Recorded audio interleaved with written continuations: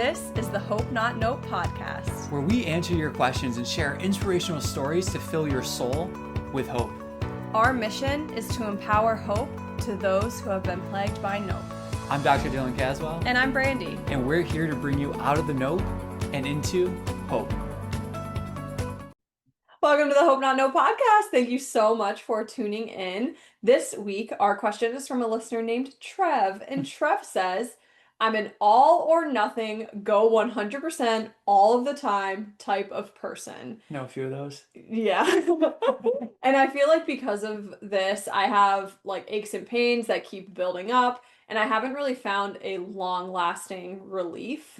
I've tried acupuncture, chiropractors, massage therapy, and the list continues to go on to alleviate these aches and pains. I'm worried I'm not going to be able to continue working and training because of the discomfort that continues to grow. Do you have any tips to help me find a long-lasting solution? Whew. Yeah, I want to really first, I want to thank Trev for that question and for providing the detail that he's an all or nothing type of person. Yeah. Because I think some people have aches and pains, but it's not because they're an all or nothing type of person. It's because maybe they're holding on to they have other stuff going on, but they're not necessarily an all or nothing type of person, where this paints a picture of like I go so hard all the time, which makes me sorry. I'm probably That's great. I'm probably giving you the answer that you're about to say, but if you're an all or nothing type of person, you're probably not prioritizing recovery, which we talked in one of our previous episodes when we were talking about cryotherapy, about the need for recovery and what we think is the best tips for recovery. Yes. Which we can again mention in this episode, but I'm just thinking all or nothing type of people typically are not recovering. Yeah, I would agree. And here's, I love this question. Yeah. Because what Trev is saying is, I have 2/3 of hope and I need the last 1/3. I have the self-agency, I'm self-aware, I have the goal, but I need to know how to get there. And I want to challenge him on the goal just a little bit. Okay. But before we get to that, I want to start with saying that the framework's important, but so is the awareness that you are all or nothing. Because I think what people typically get when they come in and they see a provider and they say, hey, I'm an all or nothing type of dude. Okay, we got to change that. Not really. No. If you're all or nothing, awesome. What are you all or nothing with? Are you all or nothing, as Randy was saying, with training? Are you all training but nothing recovery? Yeah. Are you all foot on the gas pedal but no time for stillness? If you're all or nothing, awesome. I'm going to use that to challenge you and say, great, we're going to do some stillness-based exercises. And I want you to be all or nothing in on those. I bet you can't. You can't do that. Oh yeah, watch this. I'm going to go ham on these stillness exercises. Right? So you got to use that, and you're self-aware about that. So what we don't want to do is take that away from you. Maybe God created you in that way for you to be an all or nothing person, and you just haven't figured out where you need to be putting that into the different buckets. So we're going to use that. We're not going to say, oh, that's the problem. You're all or nothing. You got to calm down. No. Stay hype. Stay at 100%. But let's direct where that 100% is going. And a typical thing that we will talk about is this equation of spirit, mind, body. If you're 100% in on training the body and you're putting 0% into the other 2/3 of spirit and mind, you are 100% successful with 33% of what you need to perform. There's 66% that's being led to chance. Yeah. And so, no, we got to take care of those other 2/3. And then taking care of those other 2/3, it gives us the other third for hope. Yeah. Because that's going to go into the framework aspect of it. We're big threes people. Big threes. Yeah. And the way I say it was well, that doesn't add up to 100%. Yeah. We'll leave 1%. Yeah. We'll leave 1% for whatever needs to happen around that. We can't say 100%. 1%, good. It's a question, would you rather leave 1% or 66%? Yeah. Oh, let's take care of it. Mhm. Let's again, we're talking on the cryotherapy one of like take care of the 99 Mhm. before you start worrying about that one Yeah. percentage. So yeah, I think like starting with that is phenomenal. I'm glad you did because it let me gather my thoughts Yeah. and like completely agree with that. Got your back. And then the thing I want to lightly challenge Trev on is the goal. And I understand the goal of long lasting relief. Do you want relief or do you want a solution? Or are relief and solution the same thing? Mm. Right. So it gets into that question of like, you have the aches and the pains. Do you just want once in a while relief from those things? Or do you want to have a week where you're like, you know what? I performed, whether it was my job or whether it was training, and I'm not feeling the aches and pains. Mm. And I get why a person would ask like, I want relief because they're frustrated. They're at the end of the rope. They're just like, oh, man, I don't know if I can keep going like this. I just need something. Somebody give me something Mhm. that'll help this. And there's a piece of uncertainty that comes with that because it's not just the aches and the pains. It's what these aches and pains mean for what his goals and desires are. I might have to change my career. I might have to give up training. These things that are super meaningful to me, I just have to let them go because of the aches and pains. And I've tried massage, acupuncture, like all the things that were listed in there. Like I've tried all these things and I still have them. So really the only thing that's left is submitting a question to a podcast, which we're happy that you did, Mhm. or saying, I need to make a drastic change in my life by changing my career and my training. I need Mhm. to give up the things that um, fuel me and make me feel like me because I'm dealing with some of this strain Yeah. on there. Well, I think too, with him being an all or nothing type of person, hearing that he's tried acupuncture, massage therapy, chiropractor, it's probably hard for him to go all into one of those because he's not finding the solution. Because the reality is not to, I hope this doesn't come off like rude, but all three of those things do not provide you long-term solutions.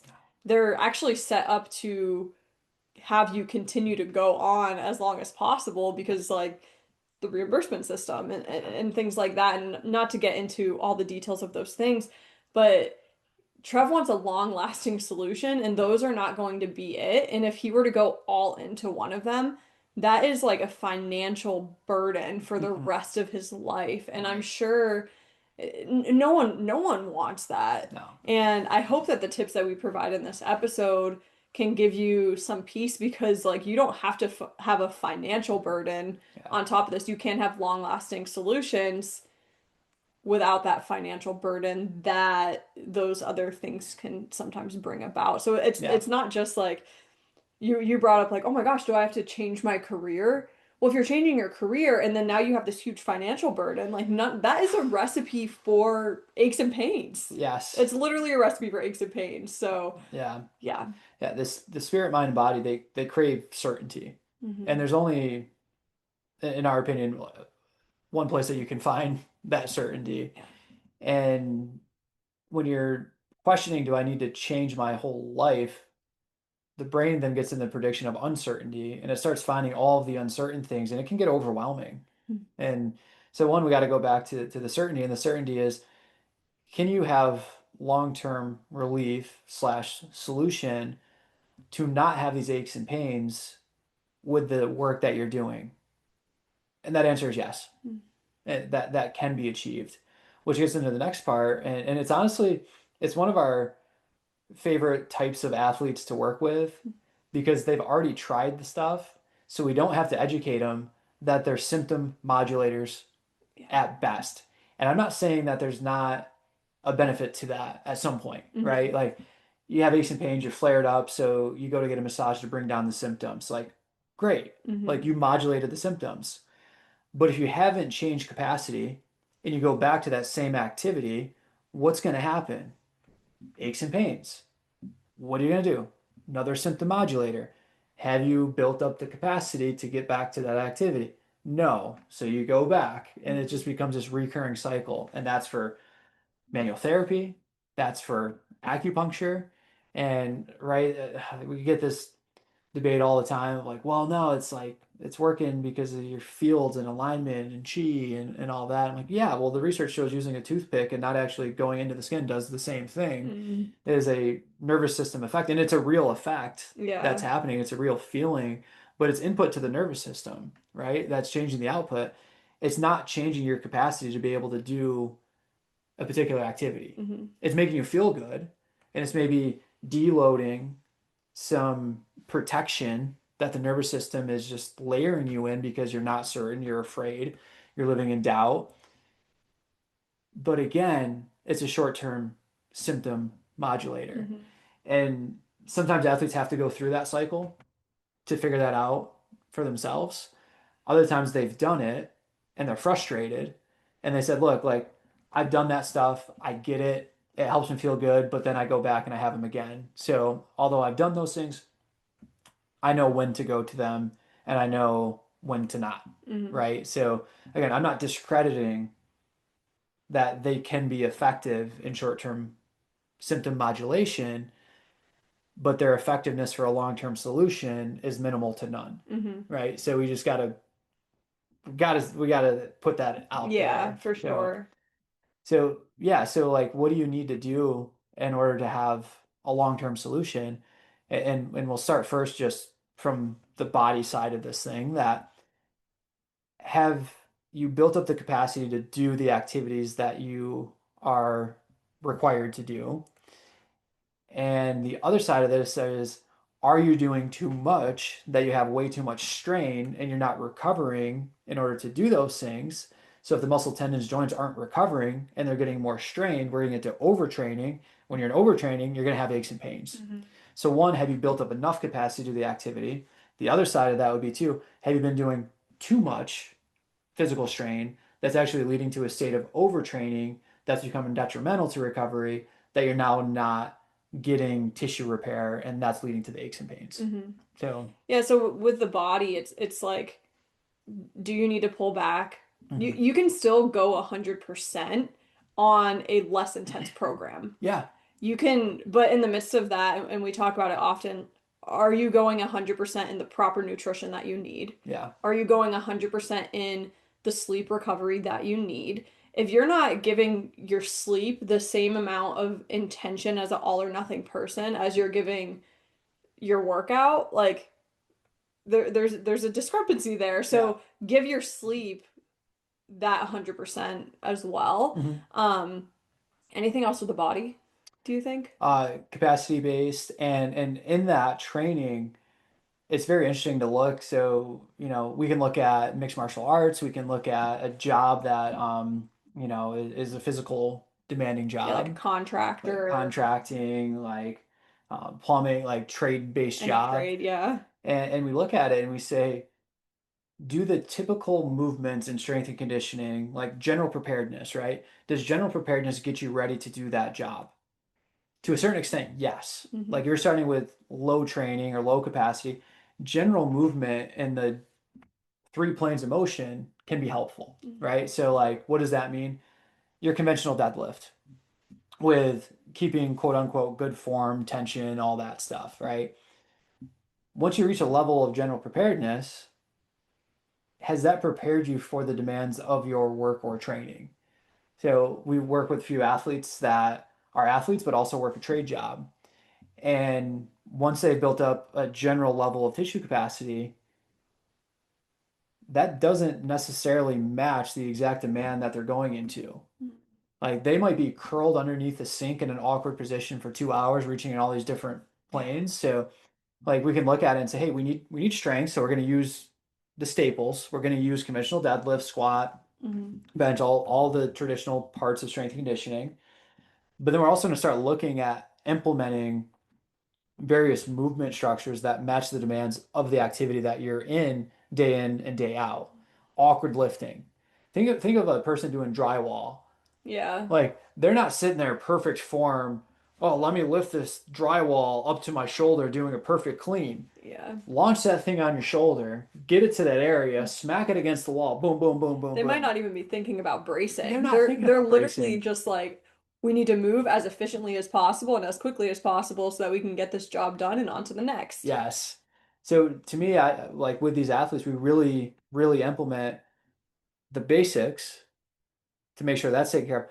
But then we also put in odd object conditioning. Mm, Get a sandbag because it's going to be awkward when you have to lift it. It's going to match the demands of the stressors that you're going back into day in and day out. Let's use sure. a kettlebell and make it awkward.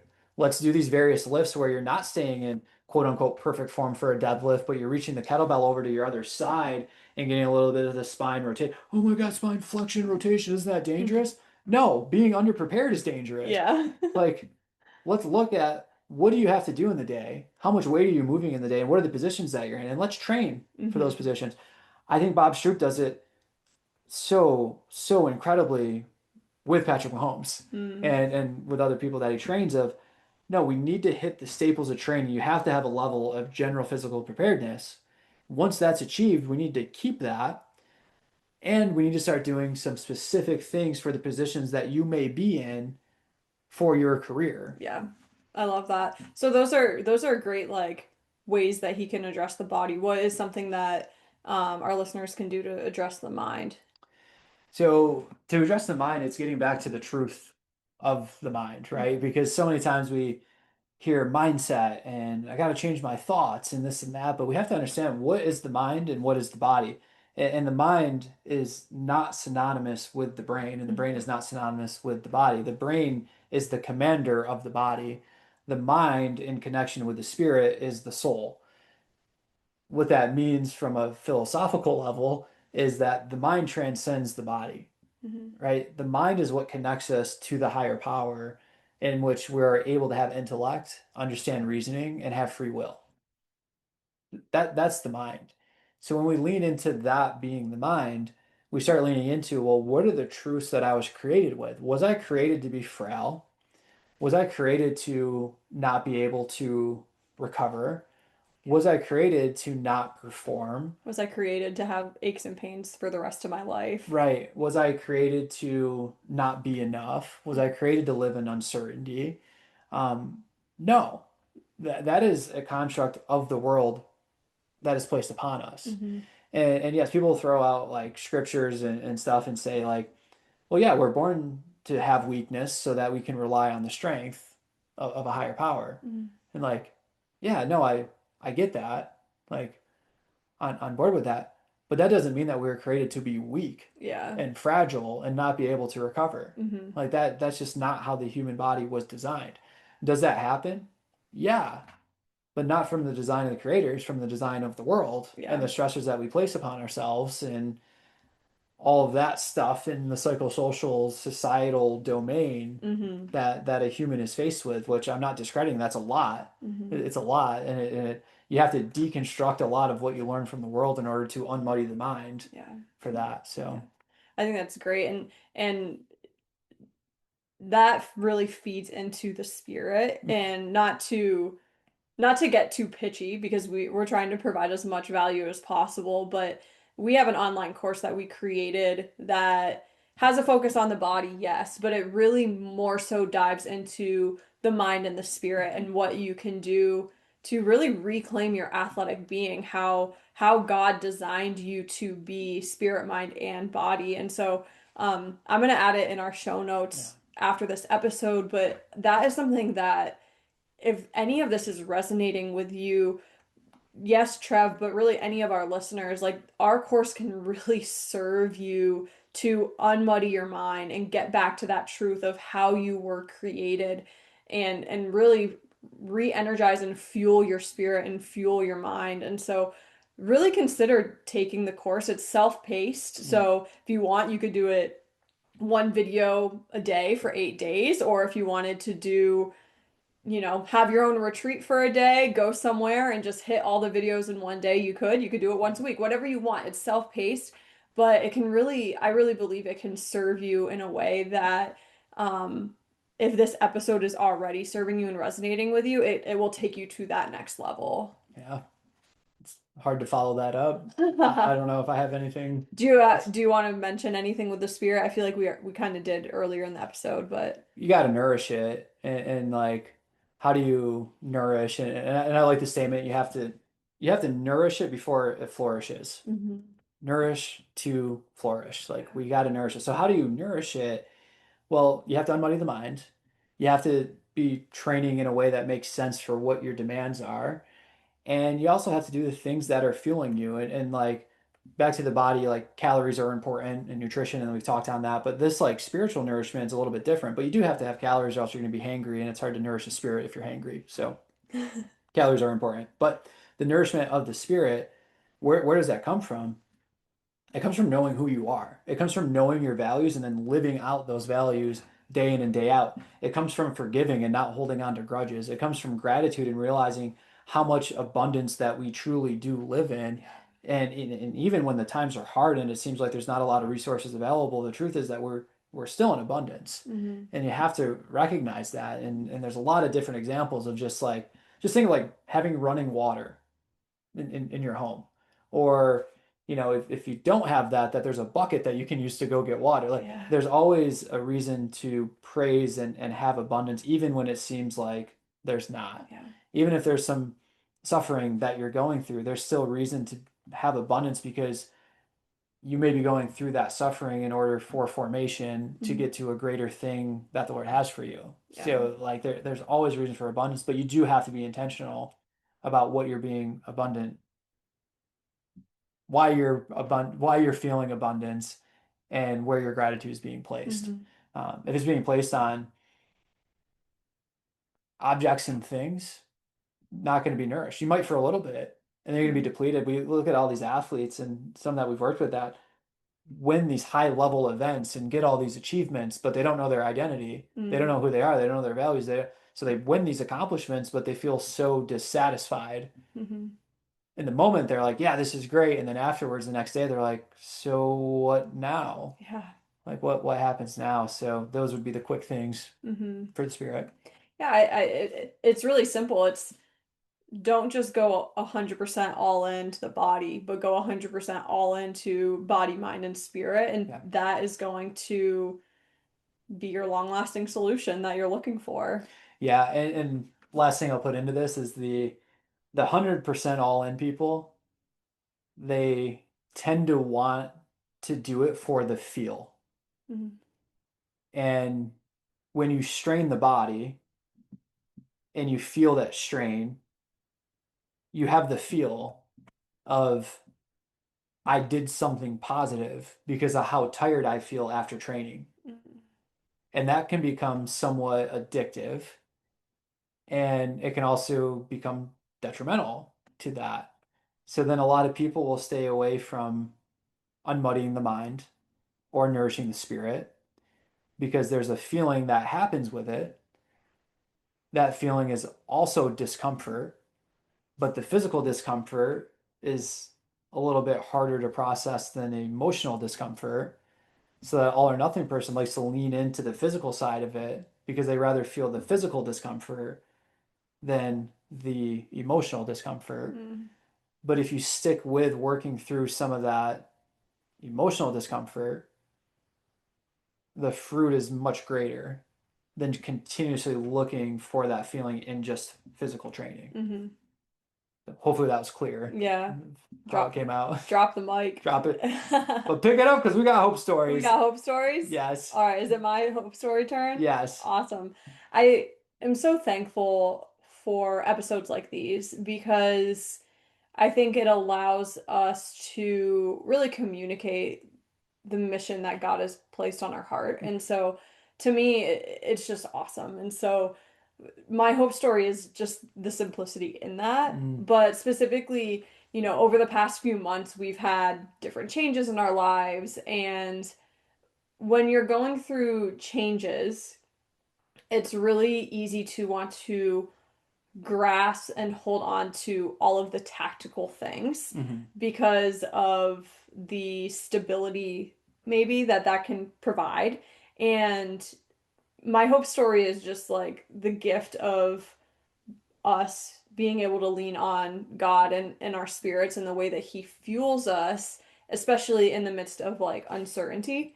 And like you don't need to grasp onto things in order to have stability. Like he is your stability, he is our stability. And so just simply put, like my hope story is leaning on him for our stability in the midst of different transitions and things changing, and all the things are good stuff, but transitions can be challenging. There's friction there. There's just a lot that goes into that and goes onto that, and it can be very easy to allow yourself to either get distracted or neglect the spirit because you're so focused on the physical or what needs to get done or whatever. And so I'm just really proud of us and our ability to keep focused on the mission and what God is allowing us to do in the way that he fuels us even in the midst of, transitions and things like that. Yeah.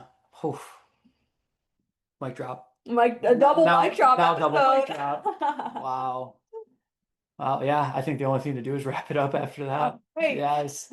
Have a great week, and remember, every day is not just a day to be hopeful, but an opportunity to become hope. The Hope Not Know podcast is meant for educational, informational, and personal development purposes only and does not constitute any health or medical advice. If you're looking for specific advice, connect with us to work with a Hope coach. The Hope Not Know podcast shall not be liable or responsible for any loss or damage allegedly arising from any information or suggestions in this podcast.